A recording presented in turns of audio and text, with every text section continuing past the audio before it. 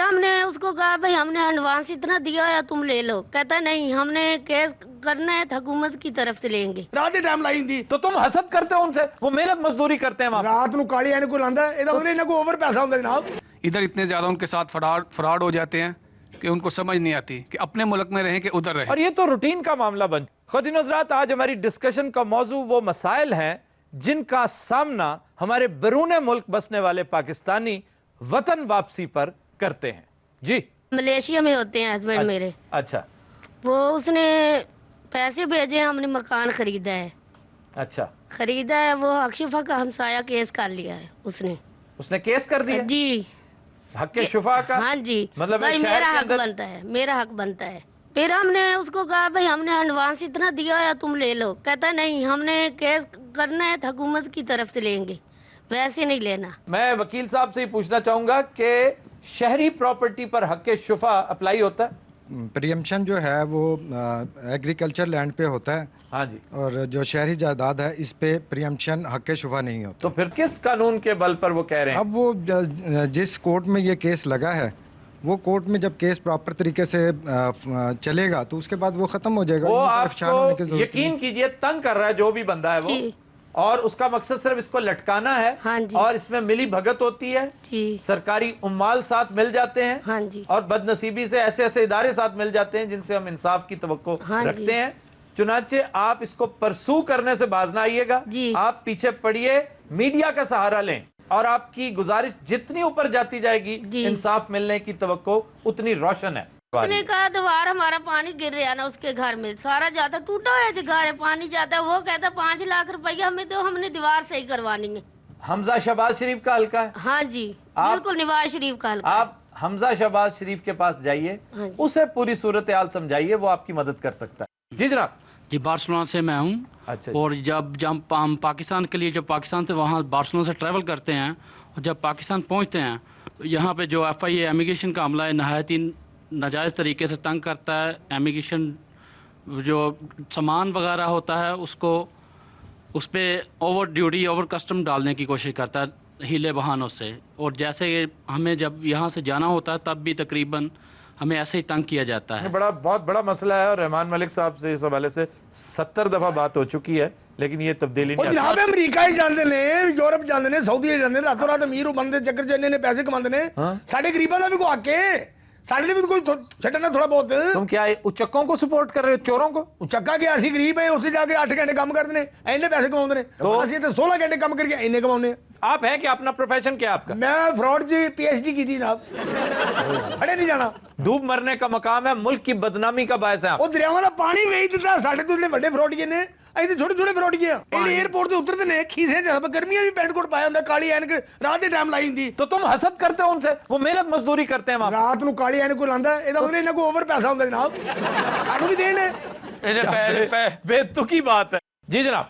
Overseas Pakistan سے متعلق لاکھوں لوگ جو پاکستان کے لیے کام کرتے ہیں اور وہاں سے کمائی کر کے یہاں پہ اپنے لیے جائیداد وغیرہ بناتے ہیں, یا تو ان کے رشتہ دار یا عزیز و اقارب یا دو نمبر جو ڈیلر حضرات ہوتے ہیں وہ دیگر ذرائع سے اس پراپرٹی کو ہتھیا لیتے ہیں. زیادہ تر ویسے رشتہ دار ہیں, لٹیگیشن کو اپنا وسیلہ روزگار بنا رکھا ہے کہ ایک بد نصیب باہر بیٹھا پیسے بھیجتا ہے, اس کی پراپرٹی ہوتی ہے, اس کے اوپر کیس کروا دیا جاتا ہے, اور پھر اس کیس کو بھگتنے کی آڑ میں منتھلی بیسس پر پیسے منگواتے ہیں.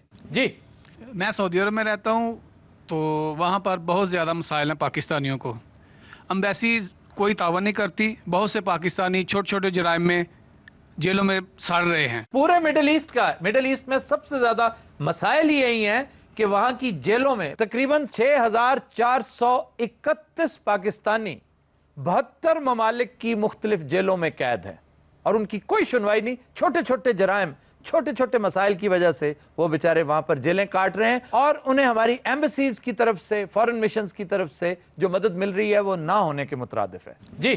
پاکستانی جب وہاں سے کما کر یہاں آتے ہیں, ادھر اتنے زیادہ ان کے ساتھ فراڈ ہو جاتے ہیں کہ ان کو سمجھ نہیں آتی کہ اپنے ملک میں رہیں کہ ادھر رہیں. اور یہ تو روٹین کا معاملہ بن چکا ہے کہ باہر سے کوئی پاکستان آئے, بیچارہ چھٹیاں گزارنے آئے, ایئرپورٹ سے یہ اچکے, یہ بدتینت لوگ جو اس ملک کے ماتھے پر دھبا ہیں, یہ اس کے پیچھے پڑ جاتے ہیں, اسے کسی نہ کسی طرح سے ٹھگتے ہیں, چوری کرتے ہیں, اغوا برائے تاوان انتہائی عام ہوتا جا رہا ہے.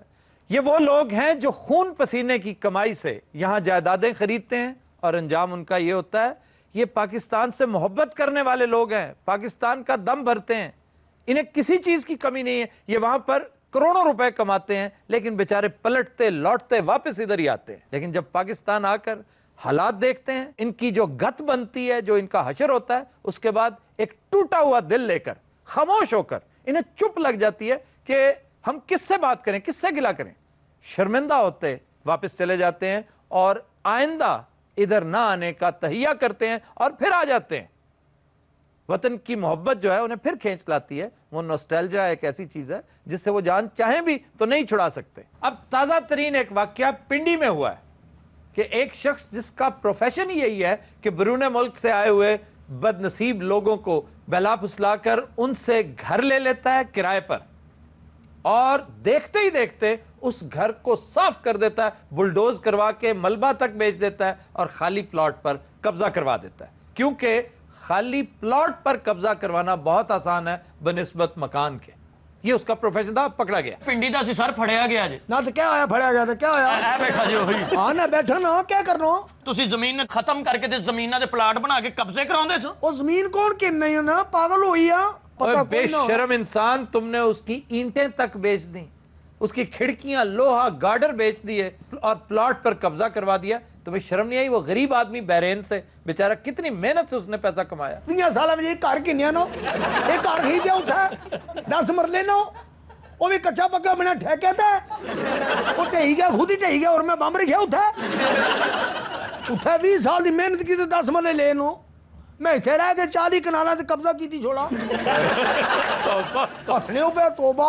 ہاں تیرے ہستے تے تھے بحرین بنے ہیں. بحرین آکھنے ہیں, بحرین.